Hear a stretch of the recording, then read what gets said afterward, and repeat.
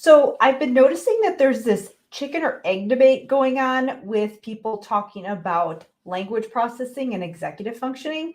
And I wanted to just talk about this issue because this is something that I see a lot with the clinicians that I mentor.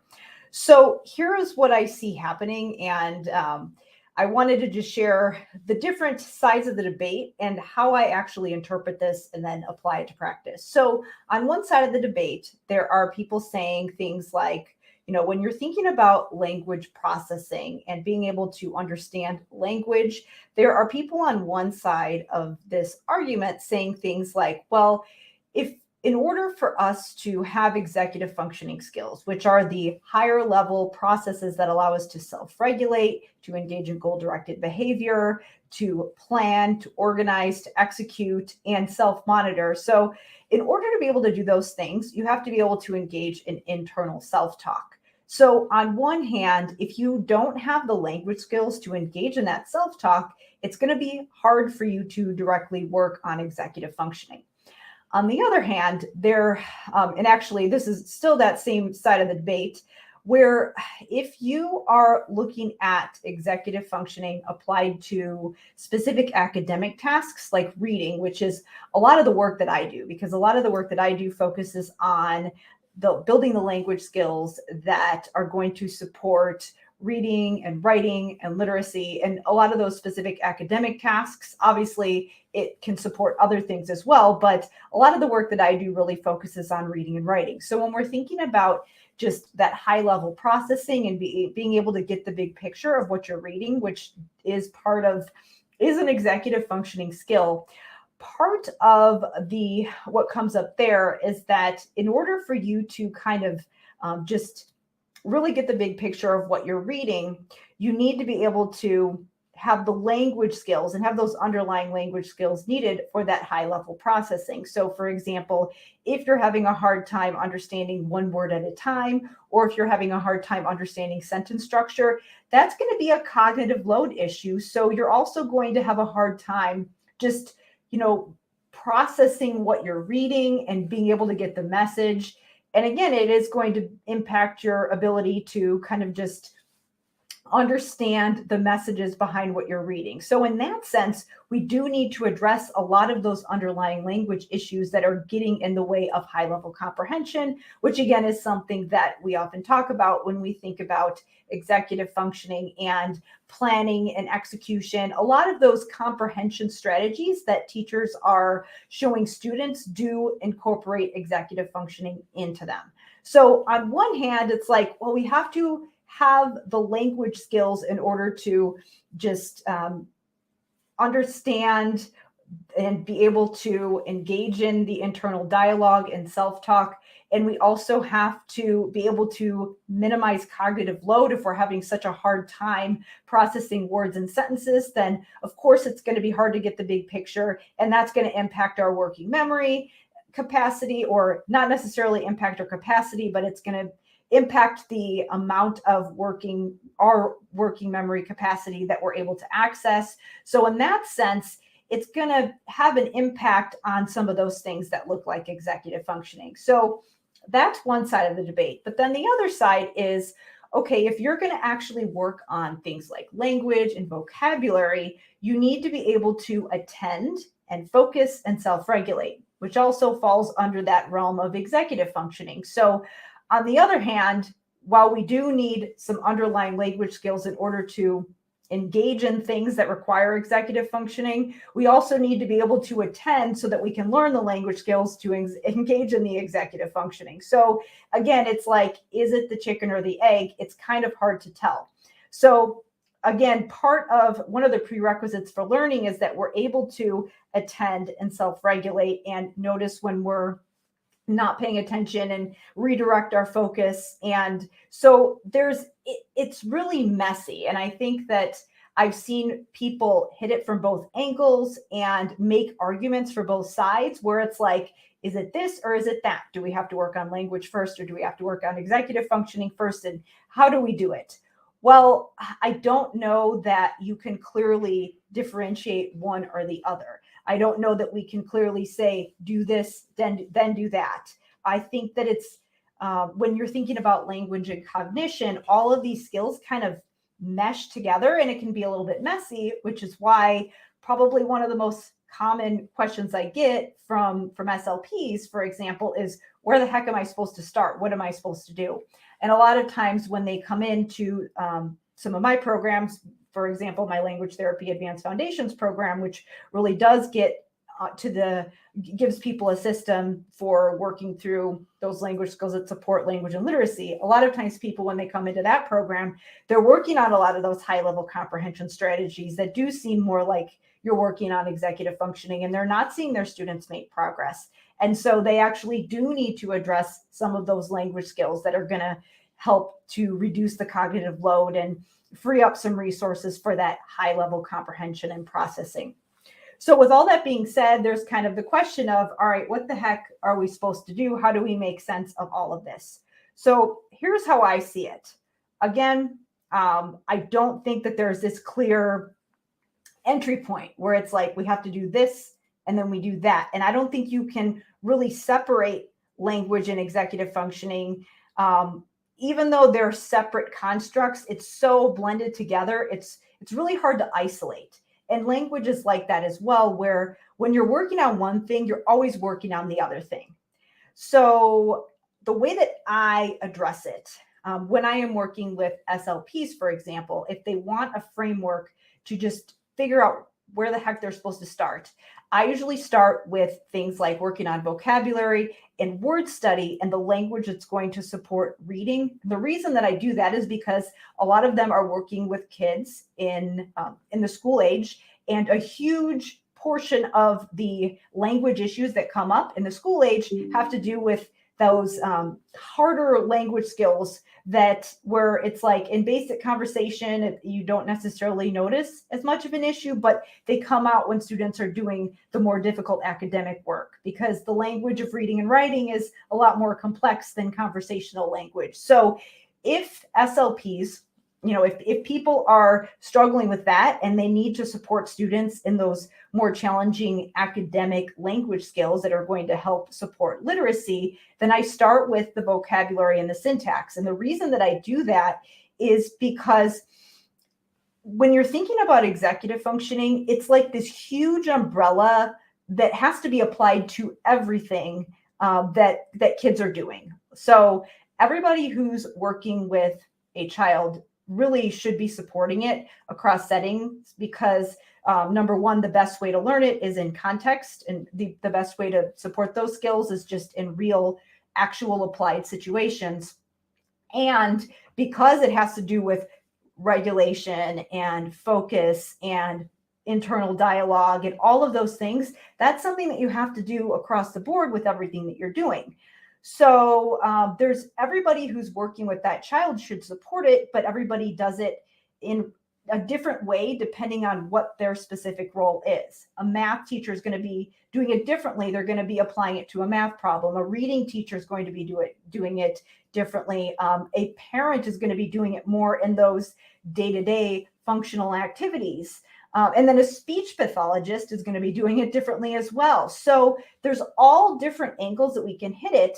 And so the way that I usually start with mentoring my SLPs is that I show them how to do it in conjunction with working on language and vocabulary. So it's not like, I'm saying work on vocabulary first and then work on executive functioning. What we're really doing is that we're working on vocabulary and syntax in a way that embeds metacognition and self-regulation and internal dialogue. That's really the way that we're building those skills. So really, it's not just about what you're teaching.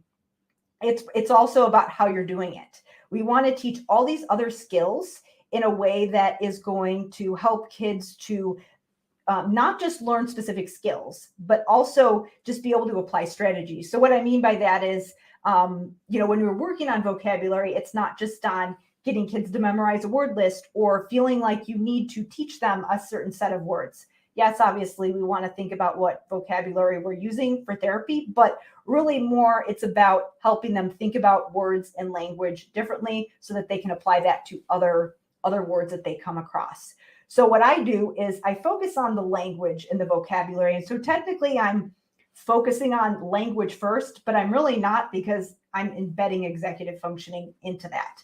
Now I'm only really talking about semantics and syntax, but the reason that I do that is because a lot of times when people come in and they're like, I'm overwhelmed, I don't know what to focus on, I don't want to throw all of these different terms at them at once. So what I usually do is kind of do like sort of a wax on, wax off sort of thing, where I'm like, okay, we're working on this, and they don't realize that they're working on this other thing. But then later, once we've kind of got solidified in just how we're going to build vocabulary, then oftentimes I come in and I'm like, okay, actually what we've been doing the whole time is working on these other skills. So I think that the way that I teach it, I take all these things into account, but also I am thinking about how much information the clinicians need at once, because I think it is really overwhelming. I think that we need to remember that adult learners need scaffolding too. And I always want to think about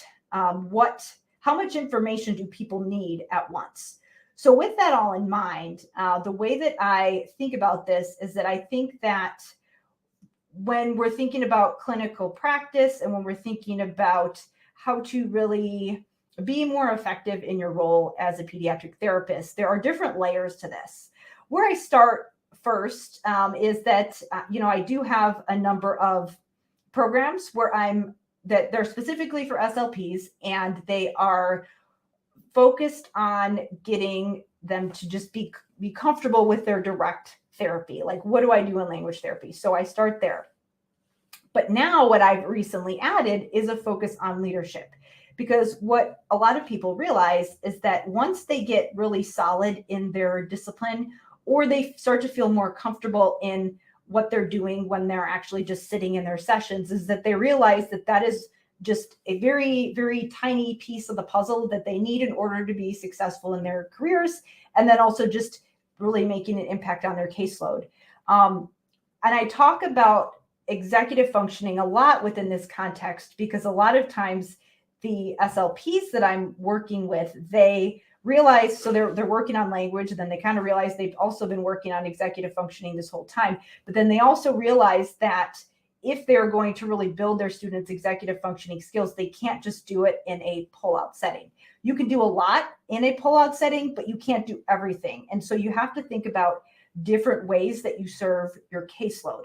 And so that's why a lot of times we have to kind of shift our thinking to not just think about what am I doing when I have my students in front of me, and thinking of yourself as this, therapist that pulls kids out of their classroom, or, if you're in a private practice or a medical setting that sees them in this, pull-out situation. We have to think more flexibly about the way that we not just plan our sessions, but design our services. So ultimately, you almost have to think of yourself not as a therapist, but as someone in more of a leadership position, because you're thinking about designing services. And the reason that we need to do that, and this is true whether you're an SLP, whether you're, a psychologist, a social worker, a reading specialist, all of these practitioners, a lot of times you have this kid in front of you and you're thinking, okay, like, what am I doing for them? But then you also realize that you're just this tiny piece of the puzzle. So in order for you to really make good decisions, you have to kind of zoom out and think about what everybody else is doing. And that means that many times you actually have to collaborate with those other people. You have to maybe encourage them to take some of the things that you're doing and incorporate it into what they're doing. You have to maybe get people to change their thinking about certain things. And a lot of times you kind of have to start from the top.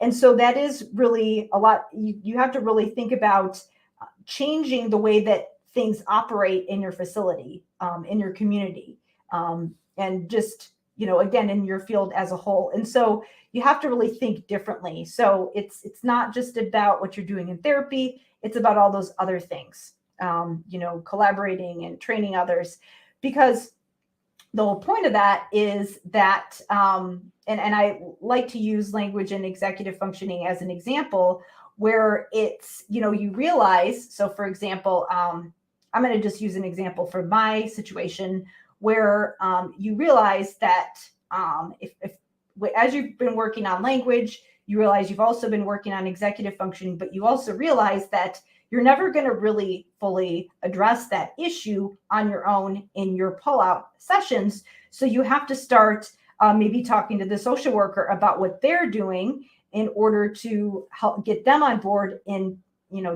training in these specific skills. And then you might have to talk to the teacher about what they're doing in the classroom to start integrating some of that work in there. And then you might have to talk to the parents to figure out what they're doing at home. And so that means that you're really thinking about what you're doing and what your role is in a broader lens, because that's really the only way that you're going to be truly effective. So I know that kind of, again, initially we're kind of talking about language or executive functioning, but really the ultimate question, or the way that I answer that question, is that I think of things like that, where we have this overlapping scope and these skills that kind of mesh together. I think that it's not necessarily thinking about we have to work on this skill first, and then we have to work on this other one second. I think it's more along the lines of, how do I build myself as a clinician and get comfortable with the way that I'm delivering services? And how do I layer my clinical skills so that I'm thinking about this issue in more depth, and really building this deeper understanding of what I'm doing? And so with that whole debate that I'm mentioning here, I think that that has been a big part of my own personal journey in understanding what I'm doing and how it fits all together.